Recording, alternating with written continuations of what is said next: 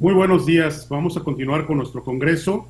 El congreso ahora tiene la oportunidad de platicar de nuevo con una amiga de la casa de la asociación, Claudia Álvarez. Claudia es una experta en temas de gobierno corporativo y ética. Claudia se ha desempeñado como consultora internacional en ámbitos muy variados, pero yo creo que uno de tus logros más importantes, Claudia, es tu especialidad en gobierno corporativo y en ética.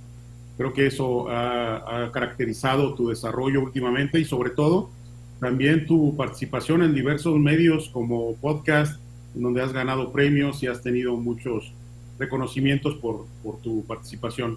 Pues queremos agradecerte, Claudia, por tu eh, bondad de participar con nosotros este año de nuevo y dejamos a tu participación para que nos comentes el tema que nos traes el día de hoy. Muchas gracias y bienvenida. Gracias a ti, Miguel. De verdad es un placer para mí acompañarte y a todo el equipo de la Asociación de Especialistas Certificados en Gestión de Riesgo en esta séptima versión del Congreso, en esta ocasión virtual. Siempre un placer compartir contigo, con todas las personas también que tienen la oportunidad de acompañarnos para este congreso en el día de hoy, para mí en la tarde y para ustedes todavía en la mañana. Y bueno, sí, vamos a compartir esta presentación con un tema que, bueno, está muy sobre el tapete porque recién, no hace ni apenas un mes, fue que salió lo que se denominan los Pandora Papers. Y lo vamos a ver desde un punto de vista de esta gestión de riesgo y de ese impacto reputacional que pueden tener este tipo de informaciones, filtraciones, como ustedes se quieran denominar, hackeo. El caso es que existe la información y se pone disponible para que todas las personas puedan pues visualizarlas y también pues los diferentes medios periodísticos que en ellas participan y que pues toman las informaciones dependiendo desde qué jurisdicción estén y pues la enfocan desde ese punto de vista. Vamos a hablar sobre eso hoy, ¿verdad? Cómo debe preocuparnos o por qué debería preocuparnos los escándalos mediáticos y cómo eso pues entonces también nos hace más trabajar sobre la identificación del beneficiario final y cómo estos procesos de investigación periodística pues obviamente son un pie de apoyo para todo el sector de oficiales de cumplimiento para poder tener más información que de una manera u otra no podían tener acceso a ellas porque existen diversas estructuras que impedirían llegar hacia ese beneficiario final de manera puntual. Así las cosas, bueno, los Pandora Papers salen en octubre de este año, el 3 de octubre. Normalmente el Consejo o el Consorcio Internacional de Investigación Periodística toma unas fechas siempre particulares para lanzar sus trabajos de investigación y este pues siguió ese mismo camino, esa misma ruta. Los Pandora Papers resultaron ser uno de los procesos investigativos más largos, de mayor información que hasta ahora el consorcio ha manejado con una cantidad enorme de data y de documentación. Y eso viene a ser porque se están hablando o se manejaron 14 empresas o entidades que se desempeñan en la actividad de incorporar empresas, solamente incorporar empresas, mantenerla activa, siendo estatus de agentes residentes y demás. Y por ende, la gran cantidad de información de que en ellas salen. A diferencia de otras filtraciones que anteriormente, u otros procesos investigativos del consorcio, que solamente trataban de una entidad puntual, de una oficina de abogados, de una entidad financiera o X, de manera muy puntual. Y entonces esto dio pie a que pudiera tener las informaciones de diversos países y de diversas personas, no solamente circunscrita a una sola jurisdicción, sino que se abría más entonces el universo a más allá, bueno, inicialmente a 14 jurisdicciones, pero siempre más allá, porque las oficinas que fueron el enfoque para esta investigación periodística no solamente estaban ubicadas en una sola jurisdicción, sino que a su vez también manejaban otras sucursales, si así pudiésemos determinarlos.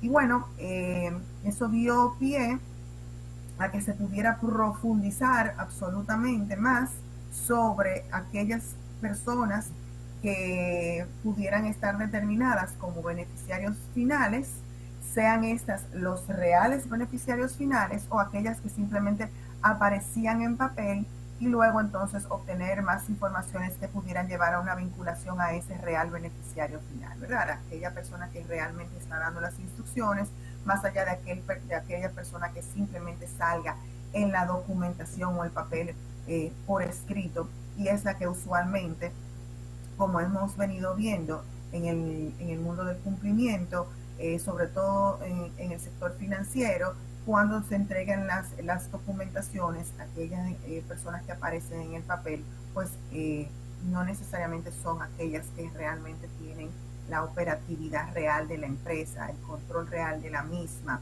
y que al final del día pues son los que tienen el resguardo de los fondos o que se benefician de esos fondos. Fíjense que dentro de la gran cantidad de información que de inmediato arrojaron los Pandora Papers, a nivel estadístico podemos ver que los beneficiarios finales se pudieron catalogar en aquellas jurisdicciones donde más se pudiesen determinar que tuvieran la mayor cantidad de beneficiarios finales según la documentación que se pudo analizar. Entonces ahí aparecen obviamente países o jurisdicciones que, si trabajamos desde el punto de vista del cumplimiento desde el lado financiero y aquellos también que trabajan desde oficinas de abogados, pues estamos viendo jurisdicciones que nos llaman muchísimo la atención y que, dependiendo de qué tipo de parámetro estemos utilizando, ya sea una lista gris o negra del GAFI, un informe del Departamento de Estado de los Estados Unidos o cualquier otra listas restringidas, pues entonces estamos viendo estas jurisdicciones que llaman altamente la atención, donde se mueven una cantidad de dinero, donde a su vez también pues existen gobiernos que están teniendo bastantes problemas a nivel no solamente de situaciones de posible vinculación a narcotráfico, situaciones de corrupción, también de derechos humanos, entre otros elementos ahí. Entonces encabeza Rusia dentro del país donde mayores beneficiarios finales se pudieron detectar, y bueno, eso llama muchísimo la atención y obviamente nos lleva a que la persona, el Putin, que está gobernando en Rusia, está utilizando un sinnúmero de terceros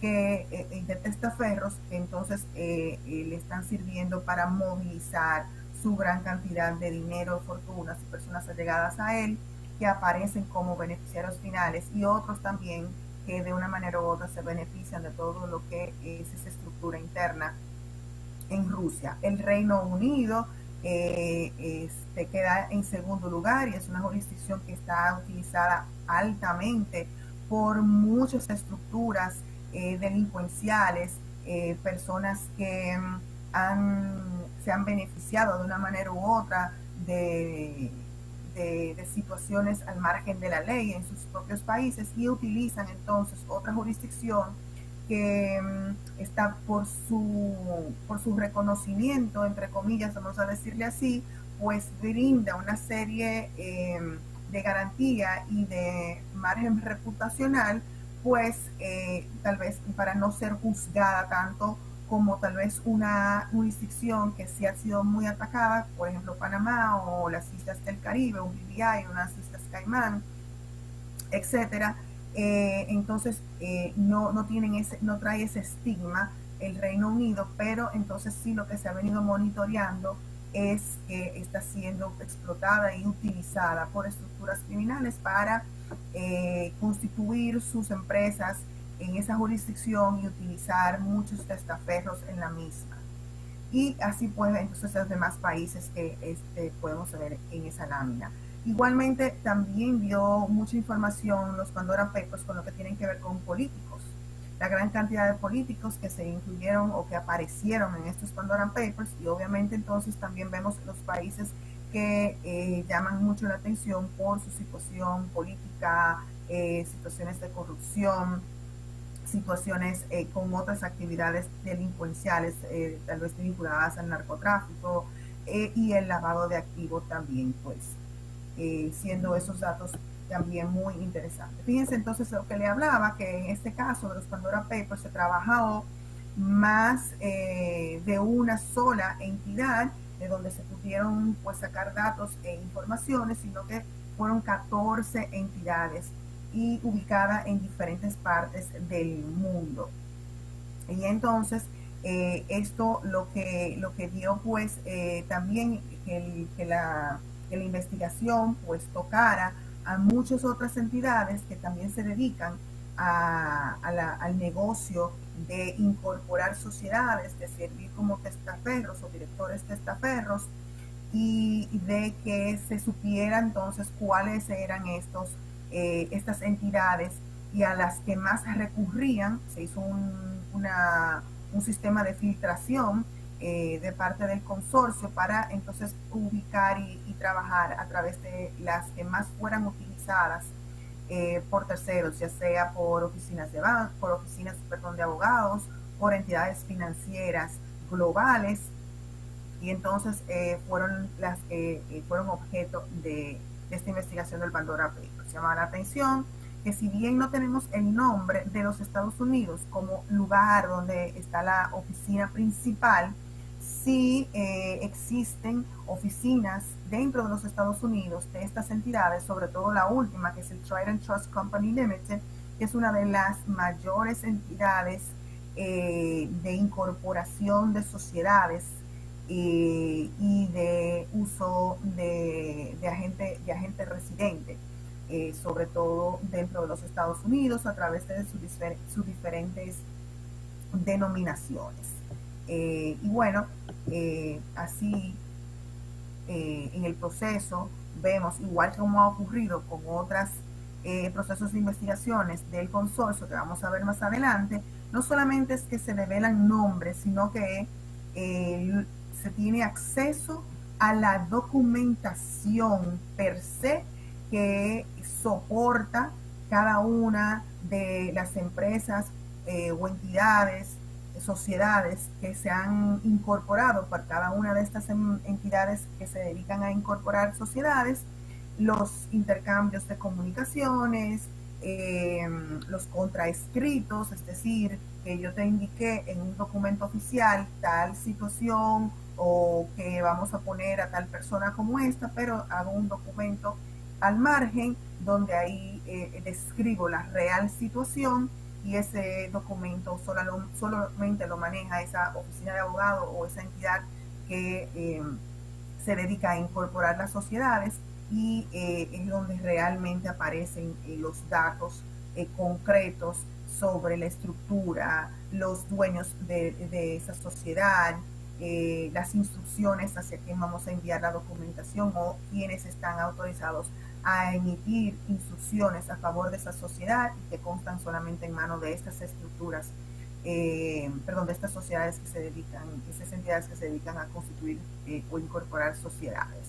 El certificado o copia del certificado de acción, que normalmente es algo que no se tiene acceso a ella si estamos en un proceso de debida diligencia. Entonces, todos estos datos que son muy importantes, sensibles y y que soportan todo un proceso de debida diligencia desde el punto de vista de un oficial de cumplimiento, desde el punto de vista de cualquier sujeto obligado que esté en un proceso de vincular a una de estas sociedades y a sus accionistas, directores o que fueren, o representantes, es necesario para poder validar si lo que nos estarían presentando es realmente la documentación válida, o simplemente es algo que nos están entregando por entregarnos y no representa la realidad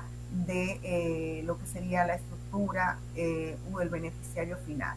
Entonces, si bien hay situaciones y personas que entienden que esto es develar información confidencial, ¿qué pasa y por qué nos lleva o le llevaría al consorcio a destapar todas estas informaciones?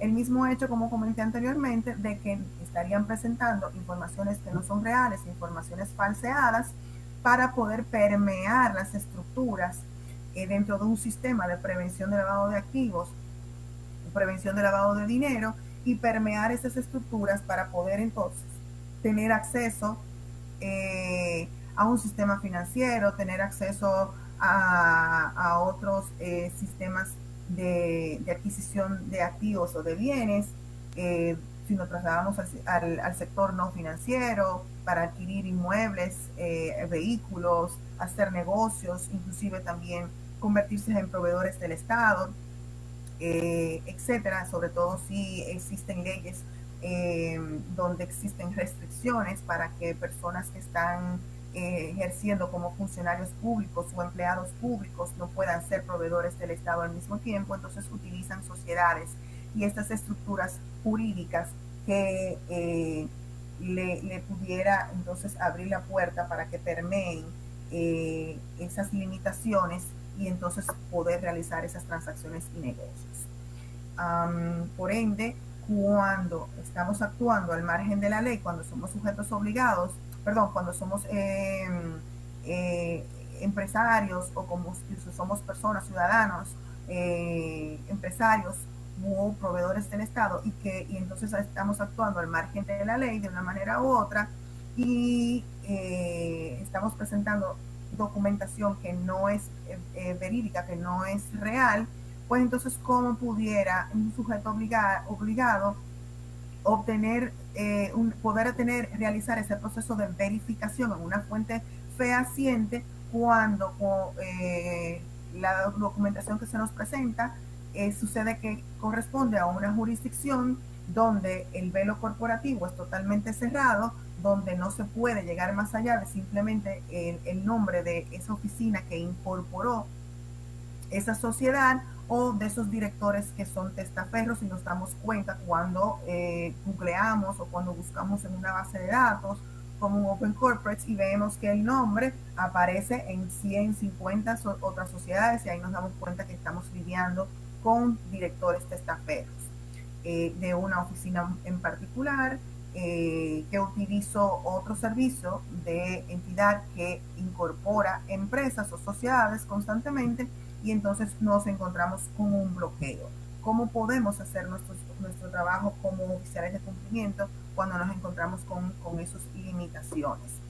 Y es ahí donde lo que mencionaba anteriormente llega entonces a ser como un pie de ayuda estos procesos de investigación periodística donde nos abren todo esto para que entonces pueda tener acceso a estas informaciones. Otra situación también de razón de ser del consorcio de querer hacer estas investigaciones es también el hecho de develar que esta industria existe y que esta industria no se ha alineado con lo que son los principios de transparencia, de lo que es también la lucha anticorrupción y obviamente todo lo que tiene que ver con la develación de beneficiarios finales y que si en alguna otra manera lo han determinado o han tenido un programa de cumplimiento ellos, pues es simplemente en papel y no en la verdadera acción de lo que están haciendo. Es decir, que lo que presentan como si fuera una estructura de que están cumpliendo con las leyes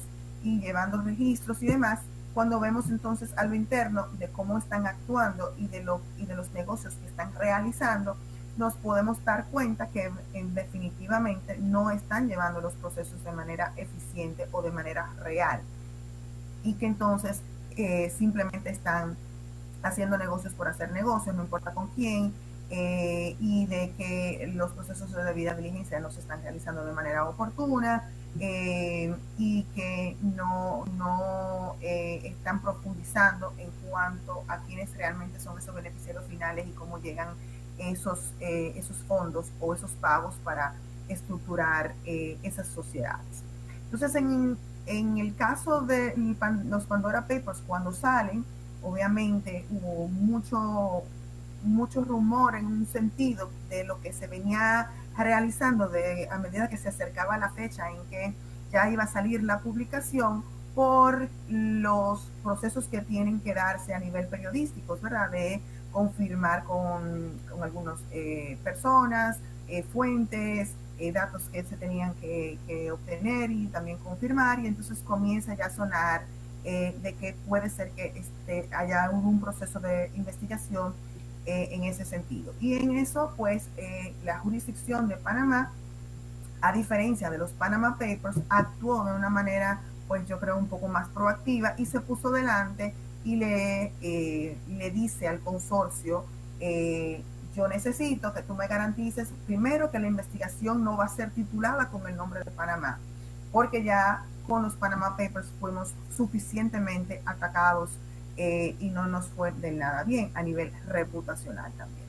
Y también que le hiciera las aclaraciones de que el contenido de lo mismo tendría que ser de manera transparente y estricto, de no manchar la imagen de Panamá de una manera tal como ellos se sintieron que fue manchada cuando salieron los Panama Papers.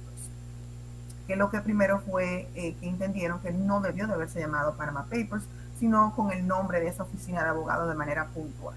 Entonces sale una comunicación, el gobierno de Panamá inclusive contrata a una firma de abogados que le escribe al consorcio y hacen unas publicaciones en los medios panameños a nivel internacional y demás, e igualmente se compromete y el gobierno hace unas aseveraciones donde indica todos los procesos que ha venido realizando como gobierno para hacer los cambios necesarios. Recordemos que para cuando salen los Panama Papers, justamente unos 2 meses después, o algo así, como 2 meses después fue que salieron los Panama Papers. 2 meses anterior, como en el mes de febrero, Panamá justo había logrado salir en ese momento de la lista gris del Gafi en el año 2016, y Panama Papers sale el 3 de abril del año 2016.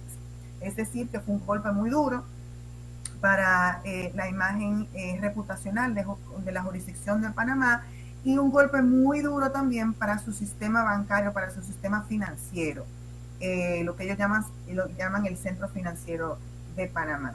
Golpe muy, muy duro, porque haber tenido un proceso de aproximadamente 2 años y medio en una lista gris del Gafi, y luego entonces lograr salir y caer en los Panama Papers, eso golpeó bastante a Panamá, tanto así que perdió un aproximado de un 70 o un 80% de sus relaciones corresponsales, es decir, que los bancos locales en Panamá perdieron un aproximado de un 70-80% de sus relaciones de corresponsalía a nivel internacional, no solamente de Estados Unidos, sino de otras jurisdicciones, incluyendo Europa.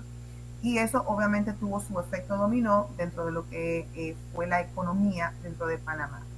Y cuando, bueno, todo eso sucede, pues entonces se sabe, en Panamá entonces pasan las situaciones de Odebrecht, también impacta a nivel económico, impacta la imagen del gobierno, hay todas unas elecciones y todas esas situaciones, todo eso hace que Panamá, cuando se siente que va a salir esta nueva investigación de los Pandora Papers, obviamente se sienta pues hasta un cierto punto nerviosa de ver cómo vamos a manejar esta situación, y entonces decida contratar a esta firma de abogados para ir trabajando en la imagen de Panamá y que el impacto de estos Pandora Papers no le sea tan directo. en el mismo. Recordando que a su vez, al momento en que salen los Pandora Papers, Panamá está de nuevo en una lista gris que lleva ya varios años tratando de superarla y que no ha podido, justamente cuando se hacen declaraciones de parte del GAFI, donde insta a Panamá a hacer trabajos más fuertes y arduos para cumplir con su calendario, que ya de por sí está altamente vencido desde enero de este año, tomando en consideración elementos de la pandemia y demás. Entonces, esa es la situación de Panamá con todo lo que son Pandora Papers, Panama Papers y su impacto de reputación, y cómo manejar esto a nivel mediático y cómo poder entonces tener un mejor manejo y poder realmente llevar a sus políticas y procesos en el aspecto de la transparencia del beneficiario final, y aquellos sectores que por una razón u otra no se han logrado alinear con las diversas normativas que ha venido emitiendo Panamá, que a mí me consta. Y el impacto que esto tiene enormemente hacia una jurisdicción, no solamente un sector, sino una jurisdicción. ¿Qué está pasando? De hecho, el Colegio de Abogados de Panamá hace aproximadamente como una semana emitió un comunicado desde el punto de vista del compromiso ético que deben de tener todos los abogados, llamando atención a que esto debemos resolverlo, que si bien eso es un negocio, pero hay que también manejar la situación de una forma correcta, obviamente, y atado a los parámetros de integridad y de transparencia y de comportamiento ético, para que pues se pueda pues realmente lograr una implementación efectiva de la transparencia de la información en este mundo de los offshore y de las oficinas que se están dedicando a constituir solamente sociedades y de servir a fines de testaferros, como directores testaferros. Paso eso de manera un poco rápida porque ya a medida que he ido hablando pues es lo que se ha develado. Y bueno, parar un poquito de todas las informaciones que salieron, algunas mejor dicho, ¿verdad? De las tantas informaciones que salieron cuando salieron los Panama Papers puntualmente, de la oficina Mossack Fonseca, cómo fue la manifestación y cómo fue llevado el caso desde el Ministerio Público de Panamá, cómo fue llevado el caso desde las autoridades y los fiscales brasileños, con la vinculación de todo esto a la operación Lava Jato, que luego también abarcó pues la parte de Odebrecht, y qué rol tuvo esta oficina de Mossack Fonseca en todas estas estructuras de las empresas creadas para disfrazar los pagos de sobornos por parte de Odebrecht y de sus funcionarios y de otras empresas también que estaban incluidas en el caso de Lava Jato. Igualmente pues otros casos que también salieron a reducir, que tuvieron impacto por ejemplo en Argentina, otros casos en México y así sucesivamente, y cómo estas situaciones mediáticas, estas investigaciones periodísticas que salen y se desvelan, pues comienzan entonces a servirle a diferentes jurisdicciones y a los fiscales, a los procuradores generales, dependiendo, ¿verdad?, de las actuaciones judiciales que se venían investigando y que por alguna razón u otra se habían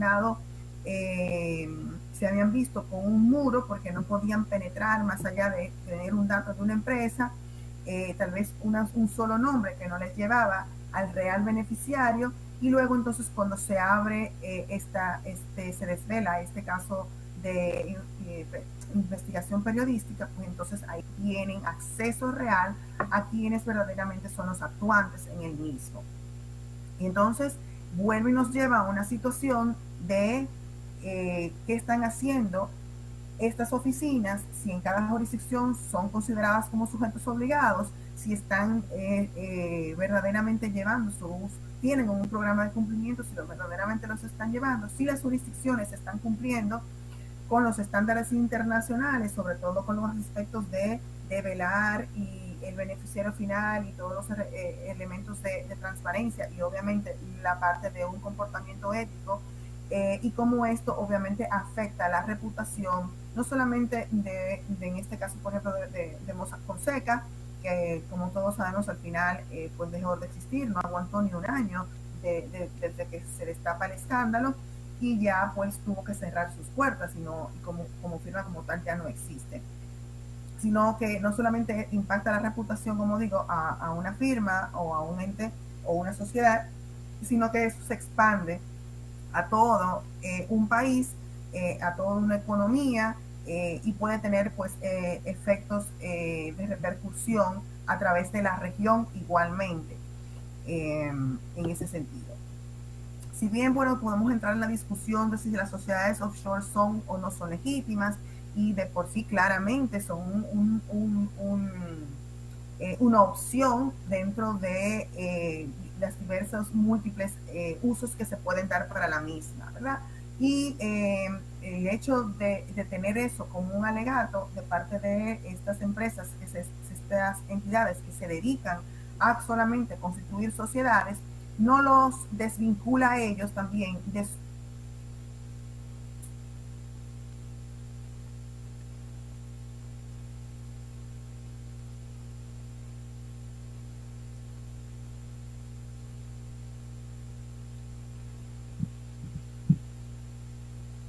Vamos a ver, tenemos un tema de conexión con Claudia. Vamos a dar un minuto, por favor, para que se reconecte y podamos continuar con la ponencia. Ella habla acerca de las situaciones que se han presentado y cómo los mecanismos de identificación que se están utilizando en la actualidad pueden variar.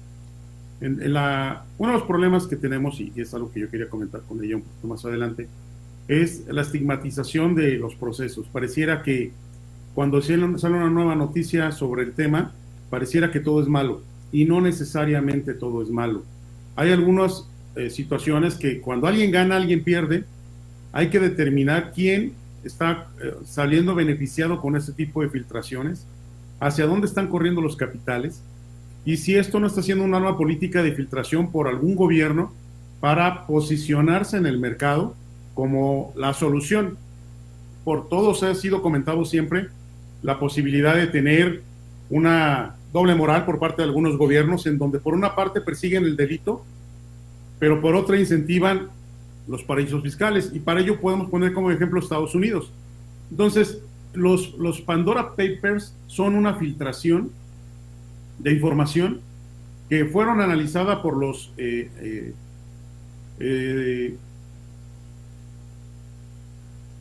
periodistas de cada una de las regiones para determinar cuáles eran las posiciones que guardaban. Es importante dimensionar el efecto de la publicación. Claudia nos hablaba acertadamente acerca de el porcentaje de pérdida de corresponsalías que tuvo Panamá como consecuencia de la publicación de los Panama Papers. En este caso, ya el mercado entendió que no necesariamente estar en un problema mediático, en un escándalo mediático, conlleva un riesgo para la propia organización. Si bien se están cuestionando a las empresas que prestan servicios de proveeduría, de servicios de directores, de directorio, o la constitución de empresas offshore, la realidad es que muchas organizaciones y muchos países ya han cambiado sus normas locales para hacer frente a este tipo de situaciones, como por ejemplo lo que está pasando con Panamá. Panamá ya cambió el mecanismo. Panamá en la actualidad ya tiene una estructura diferente que le ayuda. Acaba de ser aprobada una nueva ley, la 562, si mal no recuerdo, en donde ya las facultades de las propias autoridades para conocer y pedir información a estos agentes ya va mucho más allá. Ya está siendo más eficaz en su proceso de identificación y de manejo de la información. Los Pandora Papers, a diferencia de los Panama Papers, que como bien dijo Claudia, Nunca debió haberse nombrado como Panama Papers por las implicaciones que esto conlleva al riesgo reputacional de un país. Los Pandora Papers es un mecanismo que está utilizando alguna organización internacional para difundir situaciones y la migración de capitales. Hay que tener mucho cuidado con la migración de capitales, hacia dónde se están moviendo, en dónde se están cerrando, y recordar que hay una iniciativa a nivel global de la OCDE para tener un impuesto global referente a un tipo específico de impuesto mínimo, que es del 15%. Entonces, estas iniciativas de esconder los capitales, no solamente al tema de origen y destino de los mismos como lavado de dinero, sino también del tema tributario, está afectando los intereses de los gobiernos. Y por este tipo de movimientos es que algún gobierno está haciendo este tipo de filtración. Entonces no perdamos de vista estos elementos para entender cuál es su fin. Otras características que podemos hablar acerca de los Pandora Papers son la cantidad de información que se puso a disposición para la investigación y el desarrollo de la filtración propiamente. Estamos hablando de una cantidad inmensa de información. Las fuentes de cómo se llegaron a ellos todavía están siendo en algunas partes inciertas. La filtración no fue como la vez pasada, que alguien dio la información porque trabajaba en la empresa, sino que aquí es un tema de investigación, es un tema de filtración de muchos sentidos y en muchos ámbitos. Ahora, ¿cuáles son las consecuencias de estar en un esquema mediático como el que está pasando con el Pandora Papers? Las consecuencias son, evidentemente, por un lado, sufrir o no sufrir las consecuencias de la fiscalización de los recursos. Por otra parte, la consecuencia de hacer la debida diligencia y tener mayor certidumbre acerca de quiénes son los beneficiarios finales.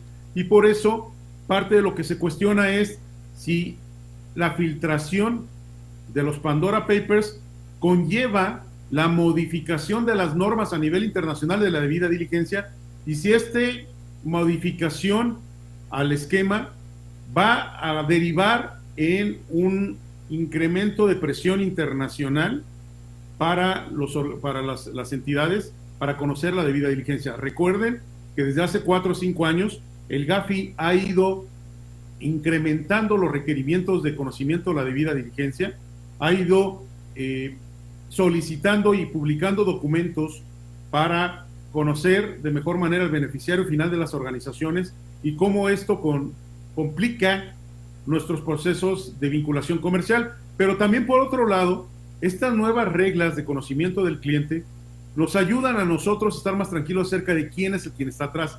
Anteriormente no teníamos la certidumbre de quién estaba atrás, nos quedábamos conformes con que fuera una oficina o fuera un negocio que aperturó en el país, y muchas veces ustedes pueden hacer el ejercicio, pueden poner el nombre de una persona en Panamá y muchas veces esa persona aparece como socio de 500 sociedades. Realmente socio de 500 sociedades es una persona a la que se le está pagando por ser prestanombres. Y pongo el ejemplo de Panamá, no porque Panamá sea quien lo haga, sino porque fue divulgado en los Panama Papers. ¿Ok?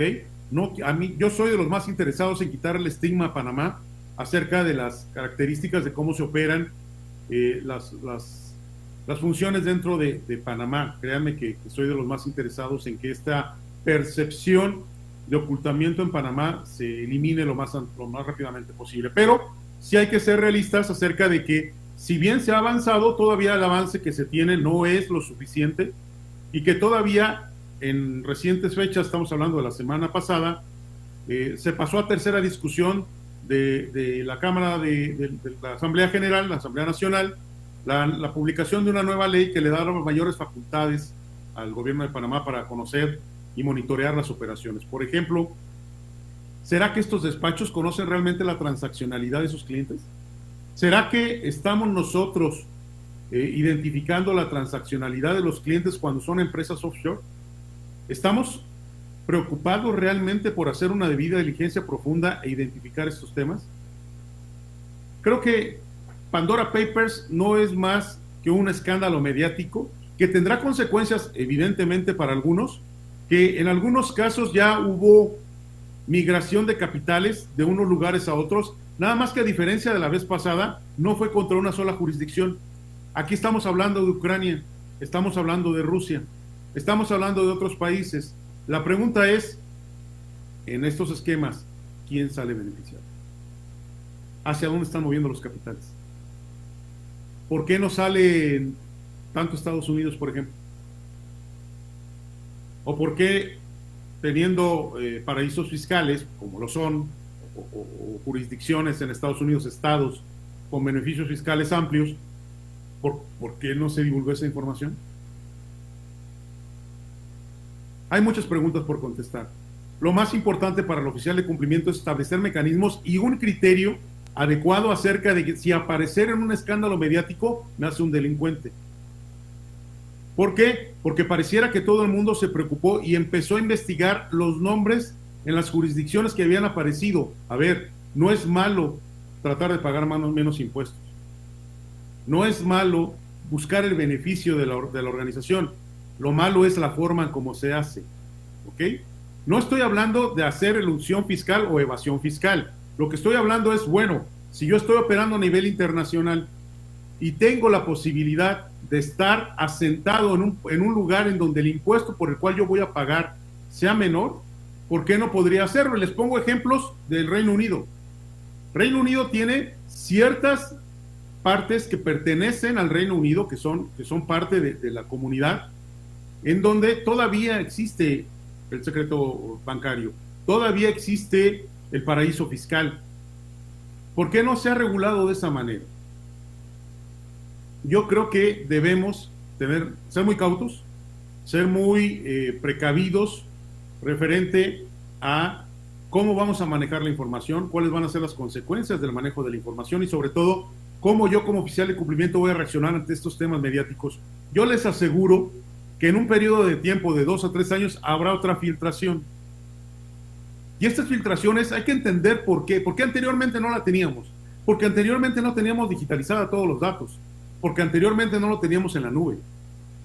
Entonces vamos a estar expuestos a este tipo de situaciones. Ahora, aquí lo preocupante es cómo estamos protegiendo los datos de nuestros clientes. No veamos solamente el tema del Pandora Papers como un fenómeno, escándalo mediático, sino veamos al Pandora Papers como la oportunidad para que yo como oficial de cumplimiento y mi organización proteja a la organización acerca del robo de información. ¿Qué tengo que hacer? ¿Cómo lo tengo que canalizar? ¿En dónde tiene que estar? ¿Cuáles son las medidas de seguridad? Para que no tenga acceso a alguien que después pueda compartir esta información de manera dolosa o de manera sin intención, si quieren, pero que pueda provocarme un tema reputacional. Mi punto es, señores, en el tema de los Pandora Papers, más allá del inicio de la preocupación por el escándalo, es qué voy a hacer yo para evitar que la información me la roben. ¿Qué voy a hacer yo también para proteger la información de la cual yo dispongo? ¿Qué pasaría si me robaran los datos de todos los beneficiarios finales de las empresas que yo tengo en mi casa de bolsa o en mi banco? ¿Cuáles serían las consecuencias de que esa información se divulgara a periodistas y que estos periodistas lo divulgaran? ¿Cómo me estoy preparando yo ante la eventualidad del cibercrimen o del robo voluntario o involuntario de la información? Puede ser que un empleado dolido al cual tú diste de baja todavía tenga acceso al servidor y que se robe la información y después esto pueda aparecer en un escándalo mediático. Necesitamos reforzar los mecanismos de seguridad de la información. Necesitamos fortalecer nuestros mecanismos de data. Necesitamos estar conscientes de dónde están nuestros riesgos operativos en materia de información. Y el oficial de cumplimiento no es ajeno al tema, porque el oficial de cumplimiento es una de las pocas personas en la organización que tiene acceso a la consulta de la información global. Es más, yo les diría, si el oficial de cumplimiento se va dolido de la organización, nuestro principal riesgo pudiera ser el propio oficial de cumplimiento. ¿Cómo estoy protegiendo los datos? ¿Cómo lo estoy manejando? ¿Cuáles son las consecuencias de estos actos? Los retos son muchos, pero el tiempo es corto. Necesitamos trabajar muy puntualmente muy puntualmente en la protección de nuestros datos. En la mayoría de los países ya hay leyes. En México está la ley de protección de datos de posesión de particulares. Necesitamos establecer los mecanismos. No es solamente que yo tenga un sistema. ¿Cómo voy a hacer que la información viaje de mi cliente, ahora que estamos hablando de temas fintech? ¿Cómo voy a hacer que la información de mi cliente viaje a mi servidor y que esté protegida? ¿Cuál tipo de conexión es la adecuada? Tenemos muchos cuestionamientos que responder, pero lo más importante es que nosotros estemos sensibles a ese riesgo, que lo estemos visualizando. Cuando platicaba yo con Claudia acerca de la importancia de que empezáramos a comentar esto, la intención era que la primera parte fueran datos duros de lo que se publicó. Creo que lo alcanzó a hacer de manera muy buena. Desafortunadamente la conexión se nos cayó, pero lo que les puedo decir es, señores, el reto es cómo voy a proteger mis datos, cómo voy a garantizar que los datos que yo estoy custodiando no sean vulnerables al robo, no sean vulnerables a la extorsión. ¿Qué pasaría si nos secuestraran la base de datos? ¿Han ustedes monitoreado eso? ¿Lo tienen dentro de su mapa de riesgos en tema de cumplimiento? Los retos, como les comento, son mayores, pero las respuestas son de ustedes. No sé si tengan alguna pregunta o comentario, con todo gusto, para dar respuesta. Recuerden que tenemos un chat en la publicación, ahí pueden hacer ustedes sus comentarios, también nos pueden hacer las preguntas que ustedes deseen, con la intención de que podamos profundizar en los temas que a ustedes les interesen. Si no tenemos preguntas ni nada, pues yo les agradezco su participación en esta ocasión, y agradecerle a Claudia también su ponencia, y decirles que nos vemos en punto de la 1 en la siguiente ponencia con Salvador Mejía, que vamos a tocar temas acerca de la importancia de contar con un consultor o con un consejero que nos ayude en temas de cumplimiento. Muchas gracias y continuamos.